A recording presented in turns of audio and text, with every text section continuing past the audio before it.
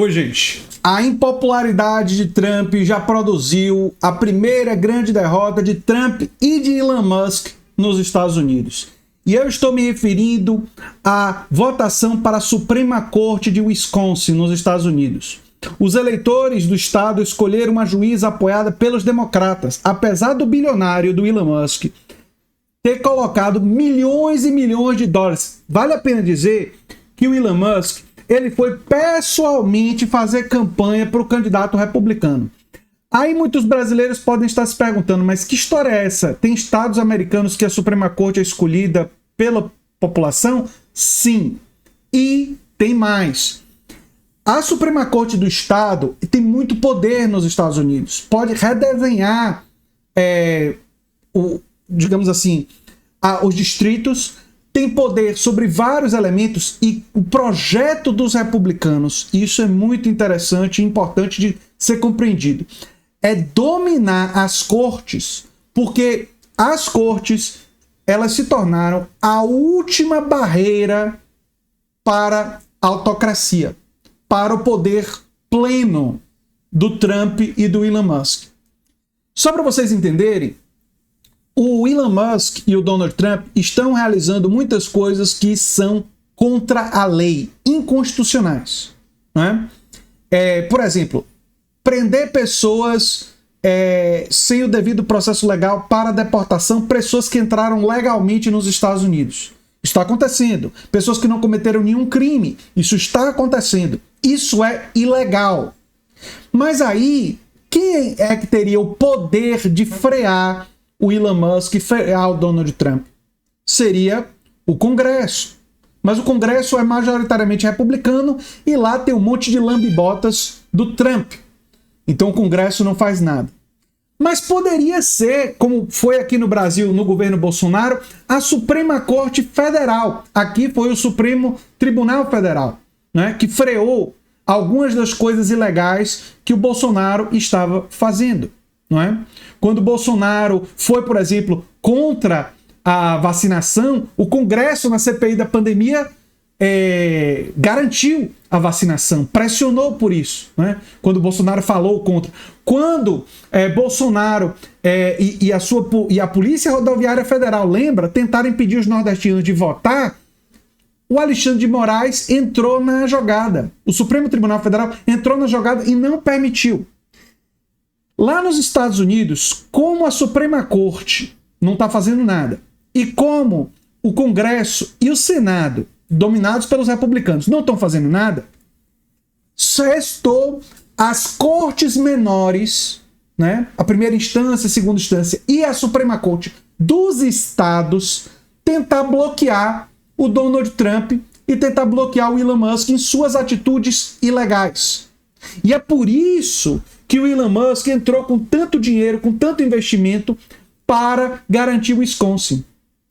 E eles comemoraram muito, e isso é uma coisa que também muita gente não entende, que foi aprovado, né, uma coisa que requer um documento com foto também na votação. E eles comemoraram e disseram que isso é o mais importante e tal. Aí muita gente pode dizer assim, mas André, por que isso é relevante? Não deveria, para poder votar, ter documento com foto? Não é o correto? Concordo. Deveria ser importante realmente ter documento com foto. Mas lá nos Estados Unidos, tirar documento com foto é difícil. O Estado não facilita. Acaba que só tem, muitas vezes, em muitos estados, documentos com foto, para você se identificar. É uma coisa que só gente com mais grana tem. Os pobres, muitas vezes, não têm documento com foto. Estão cadastrados, registrados para votar, mas não tem documento com foto.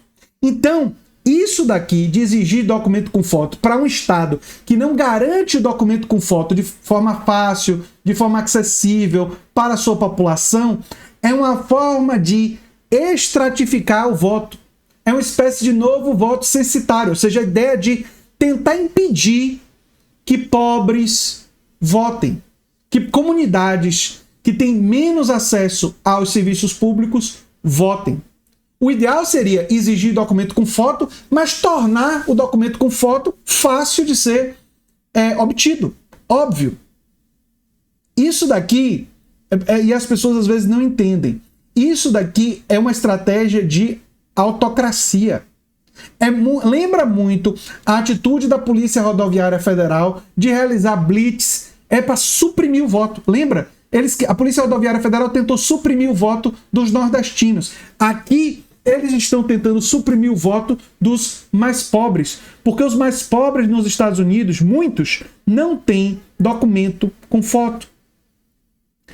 O certo seria, primeiro, facilitar que documento com foto fosse retirado, fosse disponível, e aí, depois que isso já existe, exigir esse documento na hora de votar. Exigir o documento sem facilitar é para impedir que gente pobre vote. E é por isso que o Elon Musk está comemorando essa parte aqui, né?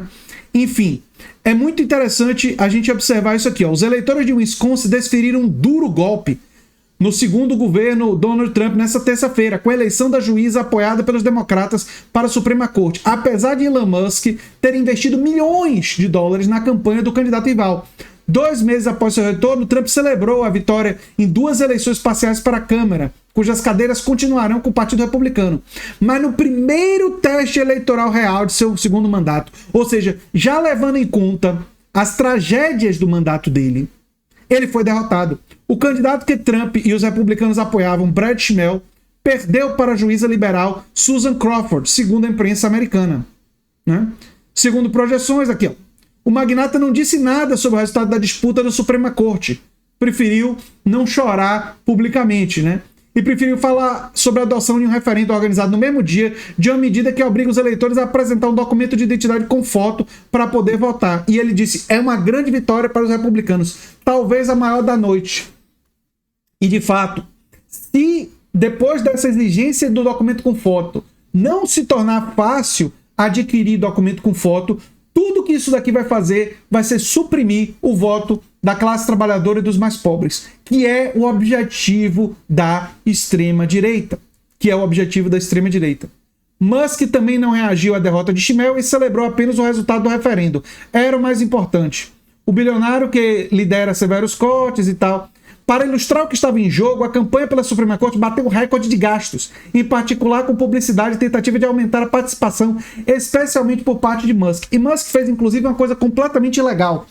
Ele deu uma premiação em dólares para quem estava fazendo campanha para o candidato dele, de milhões de dólares. Né? Deu 2 cheques de 2 milhões de dólares.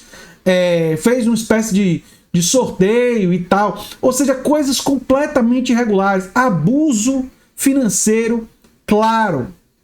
Mas os tribunais de lá, muita coisa nos Estados Unidos está completamente intimidada pelos republicanos, que hoje controlam quase tudo. Quase tudo. Mas essa eleição sinaliza o seguinte: é provável que futuras eleições, com a queda de popularidade do Donald Trump e a tragédia econômica que está se abatendo sobre os Estados Unidos, porque tudo está ficando mais caro, que futuras eleições, não só para juízes e Suprema Corte, mas futuras eleições para o Congresso, para o Senado, os democratas comecem a ganhar. Os democratas são uma maravilha? Não. São de esquerda? A maioria? Não. A ala de esquerda do Partido Democrata é pequena, e centro-esquerda, Alexandria Ocasio-Cortez, a ala do Bernie Sanders, esse pessoal, e eles são minoritários. Mas pelo menos democratas, mesmo os corporativos, vão se opor a esse avanço da autocracia nos Estados Unidos. E isso daqui tem uma lição muito importante. A extrema-direita tem projetos, inclusive para o Brasil, de ascensão autocrática do poder. Eles querem dominar os tribunais. Eles querem dominar o Congresso para impor uma agenda de destruição de direitos sociais, de destruição, de entrega de toda a riqueza para as grandes corporações empresariais e para os super ricos. Essa é a sua agenda. É a agenda reacionária, hiperconservadora e de entrega de tudo para as grandes corporações empresariais. Felizmente, nos Estados Unidos, nós vimos recentemente um bilionário como Elon Musk, que entrou com tudo para pesar a mão nessa agenda, ser derrotado, sofrer uma derrota. E se a luta acontecer lá, como aqui, mais derrotas, a extrema-direita pode sim ser submetida. Isso mostra que é possível derrotá-los. Não temos que ter clareza, lembrar da vitória que nós tivemos em 2022 e lembrar que nós podemos conseguir vitórias ainda maiores se nós lutarmos, inclusive abarcando uma agenda de maiores conquistas para a classe trabalhadora. Eu sou André Teixeira Jacobino, o canal é a Nova Máquina do Tempo. E se você gosta do que a gente faz, se inscreve, dá um like, compartilha, quem sabe vira membro ou apoiador, quem sabe faz um dos nossos cursos ou manda um pix para andretj@terra.com.br. Um abração e até o próximo vídeo.